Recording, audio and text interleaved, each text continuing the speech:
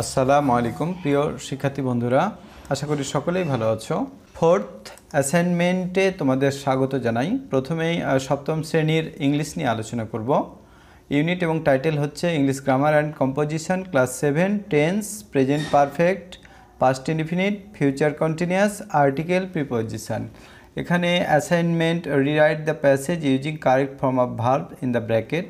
এখানে একটি লেটার দেওয়া রয়েছে, হোমওয়ার্ক দেওয়া রয়েছে, দুটি লেটার রয়েছে, ফিল ইন দ্য গ্যাপ রয়েছে। তোমরা এটি ভালোভাবে দেখে নাও। সেকেন্ড আলোচনা করব বিজ্ঞান নিয়ে। ষষ্ঠ অধ্যায় পদার্থের গঠন, পরমাণু কণা, পরমাণু অণু, ক্ষুদ্রতম কণার মতবাদ, অণু ও সংকেত, সার্বজনীন দ্রাবক হিসেবে পানির উদ্ভাবন, পানির ব্যবহার। অ্যাসাইনমেন্ট নির্ধারিত কাজ দেওয়া রয়েছে, এখানে একটি প্রশ্ন রয়েছে, তোমরা দেখে নাও। সবশেষে আলোচনা করব বাংলাদেশ ও বিশ্ব পরিচয়। অষ্টম অধ্যায় অধ্যায় ও বিষয়বস্তু হচ্ছে পঞ্চম অধ্যায় বাংলাদেশ ও বাংলাদেশের নাগরিক, পার্ট 1।